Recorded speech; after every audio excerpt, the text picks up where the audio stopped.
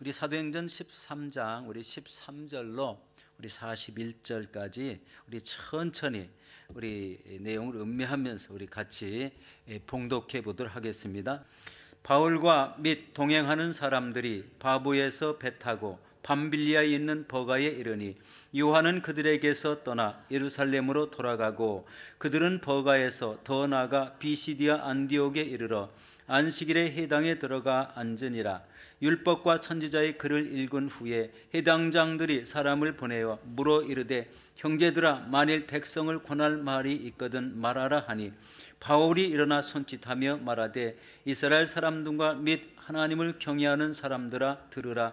이 이스라엘 백성의 하나님이 우리 조상들을 택하시고 애굽 땅에서 나그네 된 그 백성을 높여 큰 권능으로 인도하여 내사 광야에서 약 40년간 그들의 소행을 참으시고 가나안 땅 7족속을 멸하사 그 땅을 기업으로 주시기까지 약 450년간이라.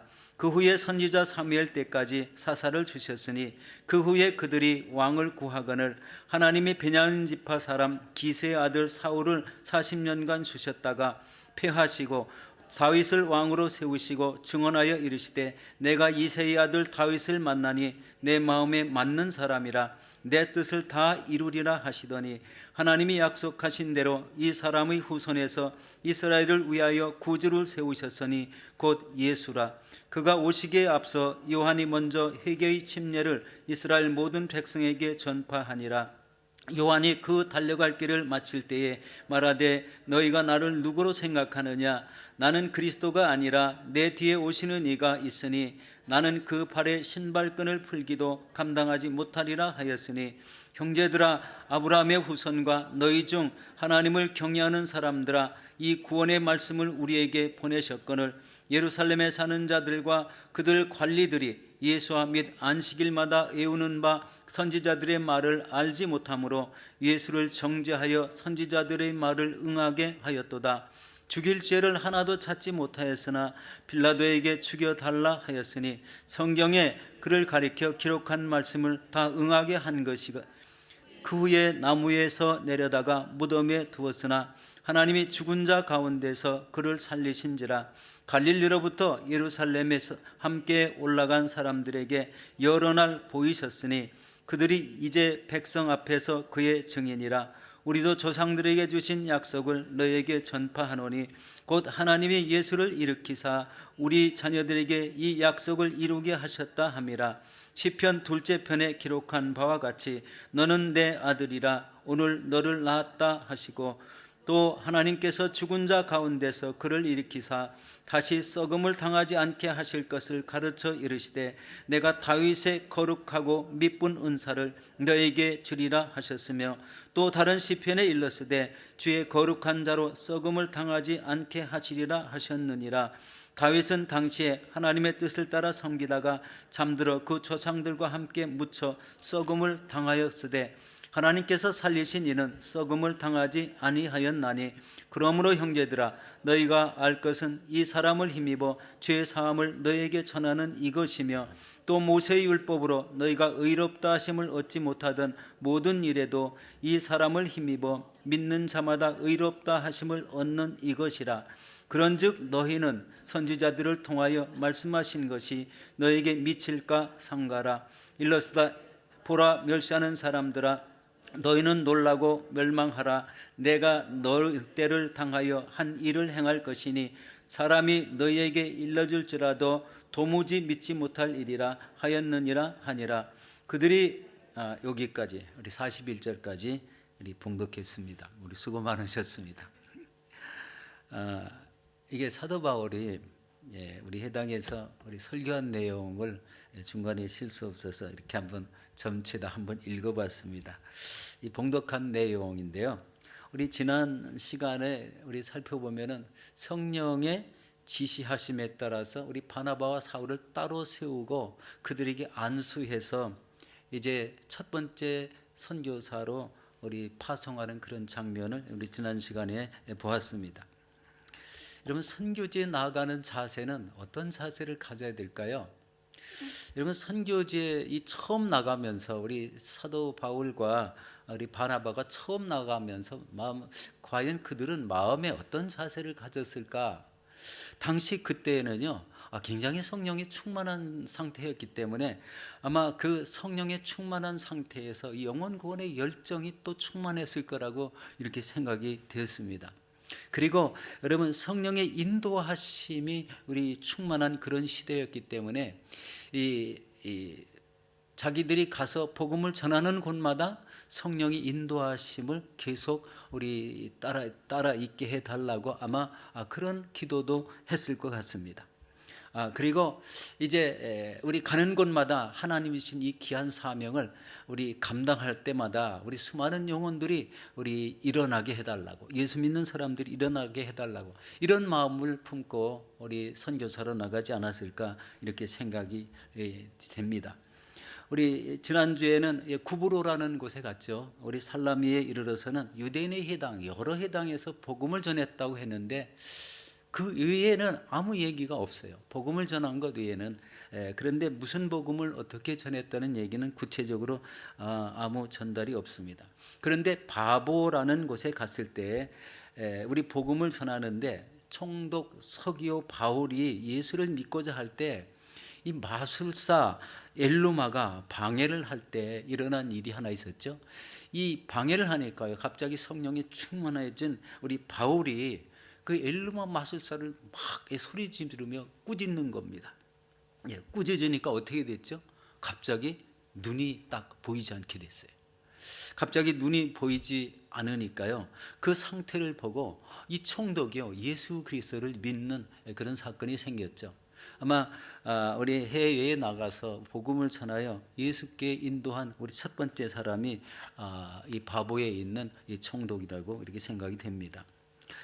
바로 이 오늘 본문은요, 이 사도 바울의 일행이 바보에서 배 타고 또 이 밤빌리아에 있는 버가에 이르렀을 때에 우리 마가 요한이 예루살렘으로 돌아가는 사건이 생겼습니다. 어떤 이유로 돌아갔다는 그런 내용은 전혀 없습니다. 그런데요, 많은 사람들이 여러 가지 추측을 많이 하죠. 어떤 사람들은요, 버가에는요, 해적들이 너무 많아가지고 우리 굉장한 이런 이 위협을 받고 사람이 심지어 가진 것을 다 뺏기고 두들겨 맞고 죽기도 하고 이렇게 큰 소문이 많이 있었다고 합니다. 물론 다른 이야기도 많이 나오는데요. 어떤 여기 말씀이 안 나왔기 때문에 무엇이 맞는다고는 그냥 이야기는 알 수 없습니다. 그냥 예루살렘으로 돌아갔다, 그렇게 생각하시면 아마 될 것 같아요. 그런데요, 그들은 버가에서 다시 비시디아 안디옥에 이르러 안식일에 회당에 들어가서 예배를 드리는데요, 이 대제사장들이 와가지고 오늘 말씀을 전해달라고 이렇게 부탁을 하는 거예요. 부탁하는 내용이 오늘 이 말씀 17절에서부터 이제 계속 이렇게 연결되는 이런 말씀이지 않습니까? 17절에서 25절에 한 단락을 이루어서 이제 이야기를 하는데요. 이 첫 번째 바울이 하신 말씀을 구분해 보면은요, 이스라엘의 조상 때부터 우리 하나님이 이 사람들을 세워나가다가 그 사이에서 하나님을 믿고 이렇게 살아가는 백성들에게 율법을 주고 그 말씀을 지키게 하다가 이 다윗의 후손으로 이 땅에 예수 그리스도가 오신 것을 우리 말씀하고 있는 내용이 그 사이, 오늘 17절에서 25절 사이에 말씀을 그렇게 하고 있습니다. 여기에 보면은 광야 40년을 거쳐서 또 이 정복 전쟁을 하고 그리고 가나안 땅을 차지하게 하고 그 후에 사무엘 시대까지 우리 사사를 계속 세워 나갔다는 것을 여기서 말씀을 합니다. 그런데 그 이후에 사울 왕을 거쳐서 다윗이 왕으로 세워졌을 때 이 다윗은 바로 하나님의 마음에 합한 이런 사람이 되어서 다윗의 후손에서 이스라엘을 위하여 구주를 세우셨으니 그 사람이 바로 예수 그리스도라는 이런 놀라운 설교를 하고 있습니다. 그 사람이 예수 그리스도라. 지금 구약 시대를 한참 뛰어넘어서 갑자기 예수 그리스도가 등장합니다. 여러분, 이 당시 헬라파 유대인들은요, 벌써 오래전부터 이 전 세계 각지에 흩어져 가지고 해당이라는 것을 만들어서 무슨 믿음을 우리 가지고 살았을까요? 바로 이 구약의 믿음이에요. 신약의 믿음을 가지고 산 것이 아니라 이 구약의 믿음을 가지고 산 겁니다. 그러니까 그 사람들에게는요, 헬라 지역에 사는 그 지역에 있는 유대인들은요, 해당은 가지고 있었지만 예수 그리스도에 대한 복음은 듣지 못했다는 거예요. 그러니까 이분들에게 가장 필요한 것이요, 우리 예수 그리스도를 믿는 믿음이 우리 가장 많이 전파되었다고 이렇게 생각이 되지 않습니까? 여러분, 이런 중요한 말씀이 이스라엘을 위해서 구주를 세우셨다. 그분이 바로 예수 그리스도다라는 거예요. 이 신약에 이르러서 이 말씀은요, 유대인에게만 전파될 것이 아니고 바로 이방 땅에 나가서 복음을 전파하시라 하시는 참된 이유가 뭐가 있겠습니까? 모든 이방인들, 전 세계에 사는 모든 사람들에게 다 해당되는 이 복음이 바로 예수 그리스도를 믿으라는 복음입니다. 지금도 이 복음을 전파하기 위해서 전 세계 수많은 그리스도인들이 선교지에 나가고 있습니다. 바로 이 예수 그리스도를 믿으면 구원받는다는 믿음, 그것을 지금 여기서 강조하고 있습니다. 예수 그리스도가 이 땅에 오셨다. 그 사람이 예수 그리스도다라는 겁니다. 그런데 그 다음에 이어지는 말씀이 우리 26절에 보니까 제가 보겠습니다. 형제들아, 아브라함의 후손과 너희 중 하나님을 경외하는 사람들아, 이 구원의 말씀을 우리에게 보내셨거늘 예루살렘에 사는 자들과 그들 관리들이 예수와 및 안식일마다 외우는 바 선지자들의 말을 알지 못하므로 예수를 정죄하여 선지자들의 말을 응하게 하였도다. 죽일 죄를 하나도 찾지 못하여 있으나 빌라도에게 죽여달라 하였으니 29절에 성경에 그를 가리켜 기록한 말씀을 다 응하게 한 것이라. 후에 나무에서 내려다가 무덤에 두었으나, 이렇게 말씀하고 있습니다.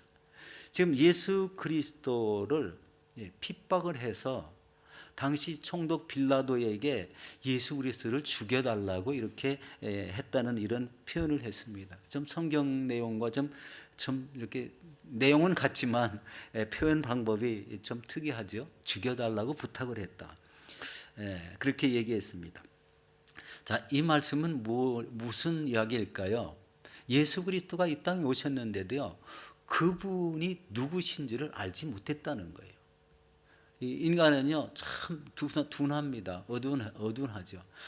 이렇게 사람의 모습으로 오셨기 때문에 니나 내나 사람 똑같지 않냐, 이런 마음을 먹으면은요, 그냥 막 대했을 것 같아요.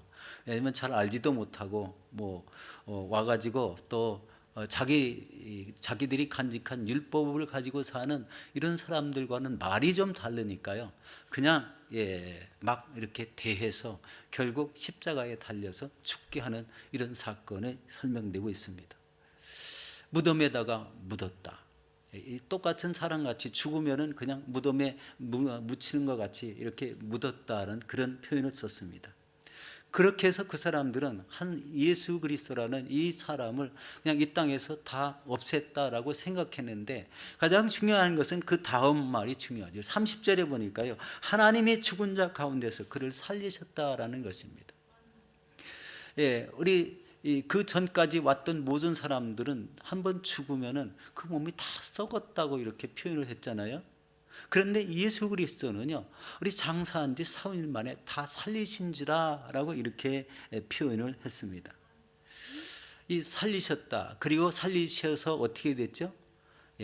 우리 40일 가까이 우리 예수의 제자들을 만나고 부활 승천하시는 사건이 생기고, 그 후에는 우리 사도행전 2장에 보면은요, 우리 열흘 동안 우리 간절히 기도할 때 마가 요한의 다락방에 성령이 이 120문대에 임하고, 그리고 성령을 받은 사람들이 나가서 복음을 또 전하는 그런 역할이 이제 계속 이어지는 것이 바로 우리 성경에서 배운 이야기들입니다.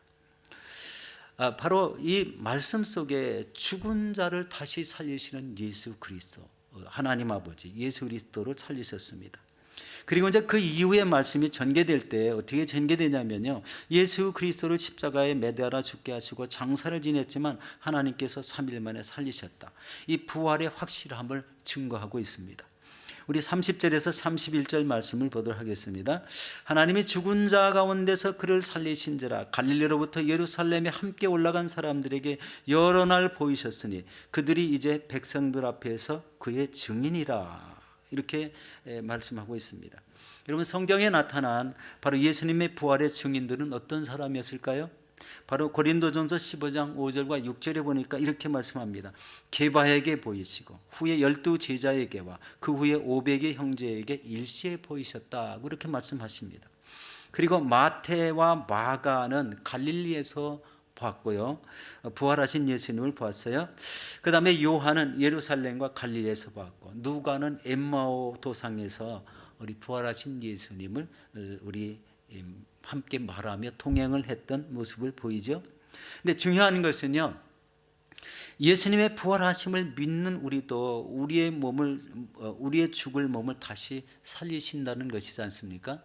이 세상 누구도요, 우리 신이 아닌 이상은 이 세상에 와서 우리 다 죽음을 당합니다. 그런데 죽음을 당하는데 예수님과 같이 사흘 만에 부활하시는 사람은 없습니다. 그렇잖아요. 다 우리 몸의 썩음을 당하지만 특별한 게 하나 있어요.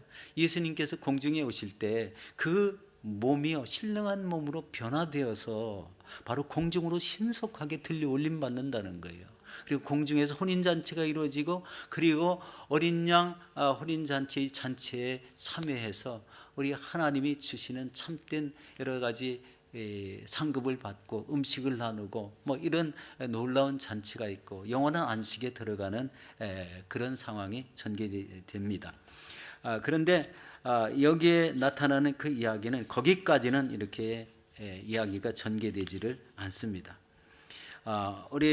우리는 중요하게요, 우리도 죽지만 언젠가는 예수 그리스도께서 우리를 다시 살리셔서 그런 이 영화로운 그런 모습 속에 천국에 올라갈 수 있다는 겁니다. 우리 로마서 8장 11절에 보면 이렇게 말씀합니다. 예수를 죽은 자 가운데서 살리신 이의 영이 너희 안에 거하시면 그리스도 예수를 죽은 자 가운데서 살리신 이가 너희 안에 계시는 그의 영으로 말미암아 너의 죽을 몸도 살리시리라 라고 이렇게 말씀합니다. 여러분, 예수 그리스도를 통해서 제사함과 의롭다 하심을 얻는다는 이런 말씀도 여기 본문에 우리 전해져 있습니다. 우리 38절과 39절을 함께 보도록 하겠습니다. 그러므로 형제들아, 너희가 알 것은 이 사람을 힘입어 제사함을 너희에게 전하는 이것이며, 또 모세 율법으로 너희가 의롭다 하심을 얻지 못하던 모든 일에도 이 사람을 힘입어 믿는 자마다 의롭게 하심을 얻는 이것이니라. 여기서 중요한 말씀이 하나 있죠. 예수 그리스도를 믿으면 제사함을 얻고 의롭게 하심을 얻는다. 이신층의라고 그러죠. 이신층의, 의롭다는 것을 얻는다라는 것입니다. 제사함, 예수를 믿으면 제사함이 얻게 되고 의롭다 하심을 얻는 이것. 이 말씀은 유대인이나 이 세상 모든 사람들을 구원으로 초대하는 말씀이라는 거예요.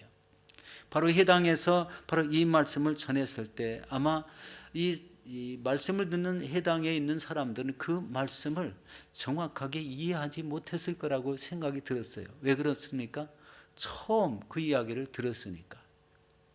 이 바나바와 우리 바울은 그것을 직접적으로 체험했잖아요. 체험을 했지만, 그렇지만 해당에서 우리 헬라 지역에 있는 해당에서 BCD 안디옥에 있는 해당에서 이 말씀을 들은 거기에 있는 사람들은 이해가 잘 못했을 거라고 이렇게 생각이 들지 않습니까? 그런데 끝까지 그것을 계속 강조하는 이런 모습을 보게 됩니다. 여러분, 이만 유대인이나 이 세상의 모든 사람들을 구원으로 초대하고 있다. 그러므로 복음을 부끄러워하지 말고 이제 받아들여야 된다라는 그런 말씀입니다. 로마서 1장 16절에 보면 이렇게 말씀합니다. 내가 복음을 부끄러워하지 아니하노니 이 복음은 모든 믿는 자들에게 구원을 주시는 하나님의 능력이 됨이라. 먼저는 유대인에게요, 그리고 헬라인에게로다 라고 이렇게 말씀합니다. 복음을 부끄러워하지 않는다. 모든 믿는 자에게 구원을 주시는 하나님의 능력이라고 이렇게 말씀합니다. 여러분, 그렇지만 이 땅에서요, 복음을 전할 때 거절하는 자에게는 심판이 있음도 선포하고 있습니다. 우리 40절에서 41절 말씀이에요. 같이 보겠습니다. 그런즉 너희는 선지자들을 통하여 말씀하시는 것이 너희에게 미칠까 삼가하라. 일러스되 보라, 멸시하는 사람들아, 너희는 놀라고 멸망하라. 내가 너희 때를 당하여 한 일을 행할 것이니 사람이 너에게 일러줄지라도 도무지 믿지 못할 일이라 하였느니라 하니라. 여러분, 복음을 거부하면 그 영혼이 죽습니다. 영생을 얻을 수가 없습니다. 다시 살아남도 천국의 소망도 없고 오직 지옥의 심판만 기다린다는 이런 말씀입니다. 참 무섭죠. 이런 말씀을 들으면은요 두렵고 떨려야 되는데, 그런데 이 말씀을 들은 그 안디옥 교회, 안디옥 그 해당에 있는 사람들은요 이 말씀을 듣고 마음에 좀 찔림이나 이런 깨달음이 좀 있었을 거예요. 그래서 아마 그 이어지는 그 뒤에는요 이 말씀이 무슨 뜻이냐고 아마 사도 바울에게 와서 묻지 않았을까, 자세하게 설명을 더 부탁하지 않았을까, 이런 생각을 해보게 되었습니다. 여러분, 이 복음 전파란 여러분 어떤 모습입니까? 때를 얻든지 못 얻든지 끊임없이 전해야 된다. 그렇죠? 우리 디모데후서 4장 2절에 보면 이렇게 말씀합니다. 너는 말씀을 전파하라. 때를 얻든지 못 얻든지 항상 힘쓰라. 범사에 오래 참음과 가르침으로 경책하며 경계하며 권하라 라고 이렇게 말씀합니다. 여러분, 지금은 마지막 때인 것이 너무나 두드러지게 나타나고 있습니다. 나라가 나라를 대적하여 일어나고 있고, 또 곳곳에 기근과 지진이 일어나고 있고, 불법이 성행하고 사랑이 식어지고 있다는 말이 그대로 응하고 있습니다. 지금 소련과 우크라이나가 전쟁하는데 이제 소련에서는요 핵무기를 사용하겠다는 말이 뉴스에 자꾸 나오는 걸 들었습니다. 여러분, 핵무기를 사용하게 되면 자기들은 살을까 이렇게 생각이 되잖아요. 그런데 성경에 이 핵무기에 대한 이 중요한 의미가 나온 성경이 하나 있어요. 에스겔서에 보면은요 우리 소련에서 핵무기를 가지고 터키를 공격할 때부터 3차 대전이 시작된다는 의미가 나와 있어요. 그러면은요 전 세계는 멸망으로 치닫는 겁니다. 핵을 사용하면은요 살아남을 사람이 없잖아요.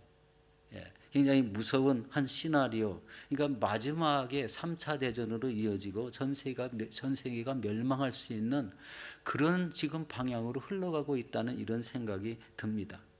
만약 소련이 이 핵무기를 쏜다고 그렇게 엄포만 놨으면 참 좋겠는데, 그것이 만약에 쏘아지는 날이면은 엄청난 이 전 세계의 비극이 생길 거라는 이런 말씀이 결론이 나오지 않습니까?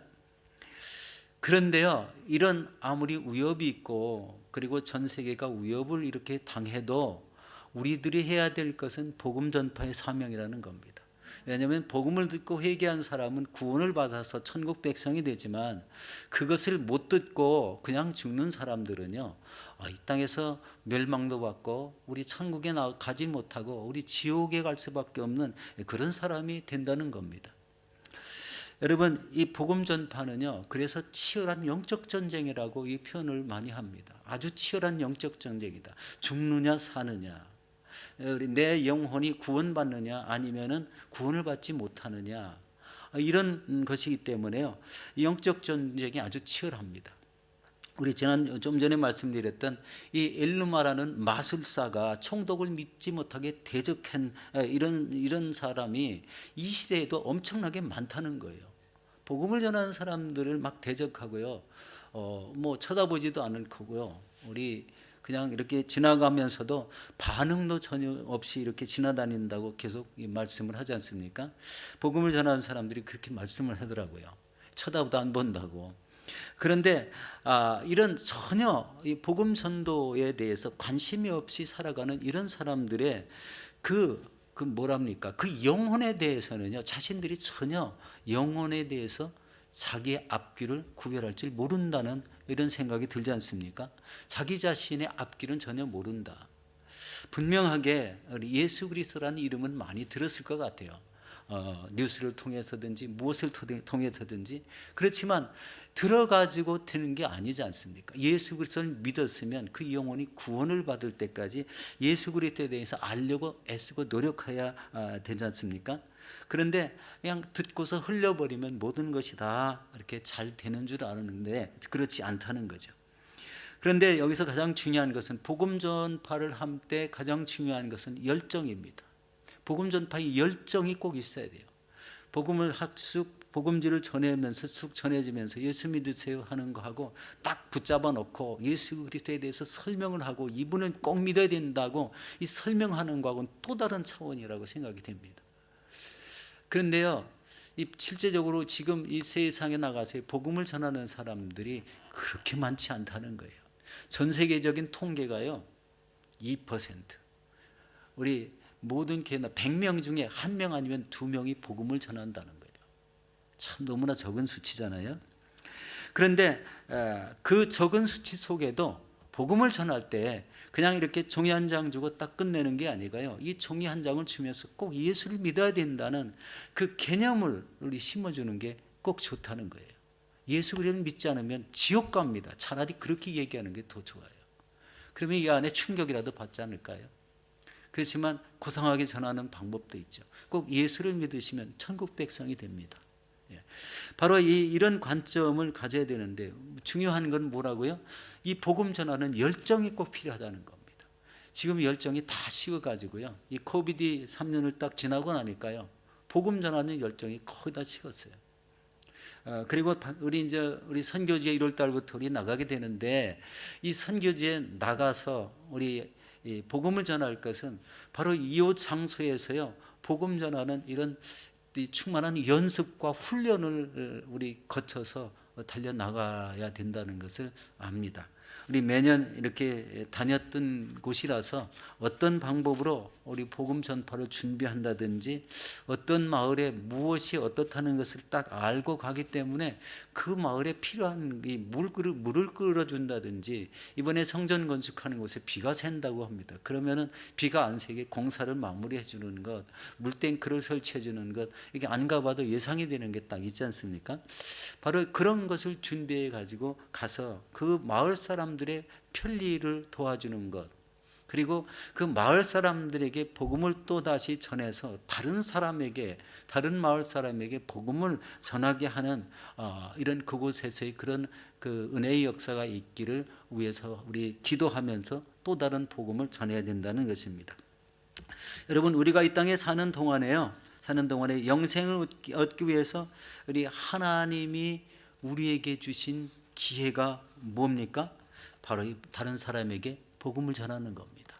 다른 사람의 영생을 얻기 위한 우리 기회를 제공하는 게 복음 전파예요. 영혼은요, 누구에게나 귀합니다. 자기 영혼이 귀하면 다른 사람의 영혼도 다 귀하지 않습니까? 이 영혼 고귀함을 깨달은다면요, 바로 이 복음을 전해야 된다는 것. 가장 중요한 것은 가족입니다. 가족, 자기 자녀, 그 다음에 이웃 친지, 그 다음에 아는 분들, 그 다음에 밖에 나가서 아무도 관계가 없는 우리 모든 사람에게 복음을 전하는 이런 담대함이 꼭 필요하다는 겁니다. 뭐가 있어야 돼요? 복음 전하는 열정을 가지고. 그러므로 여러분, 지금이 중요합니다. 지금 영생을 얻기 위한 유일한 기회이기 때문에 그렇습니다. 이 땅에서 기회를 놓치면 하나님이 예비하신 천국에 들어갈 수 없게 됩니다. 우리 사랑하는 성도 여러분, 사도 바울은 이 다메섹 도상에서 예수를 만난 이후 하나님께서 그 택하신 그릇으로 크게 쓰임 받기를 시작했습니다. 그는 가는 곳마다 열정적으로 이렇게 복음을 전하게 된 참된 이유가요, 예수님을 만났어요. 그리고 성령의 충만함을 받고 기도할 때마다 인도하심이 뚜렷한 이런 사람이 됐습니다. 그래서요, 그가 아무리 고통을 당하고 죽임까지 당하려고 하고 우리 감옥에 갇히고 뭐 이렇게 했어도요, 하나님이 끝까지 살리시는 것을 보지 않습니까? 우리 결국 나중에는 참 순교를 하셨지만, 우리 하나님의 이 복음의 열정에 사로잡혀서 자기 인생을 하나님께 모두 다 드린 분이 되었다라고 이렇게 생각되어집니다. 그러면 우리도 바로 이 시대에 바로 그런 열정이 필요하다는 거예요. 우리가 가는 곳마다 이런 복음의 열정을 들고 달려 나가서 우리 영혼을 주께 인도하시는 이 저와 여러분들이 되시기를 예수 이름으로 축원합니다.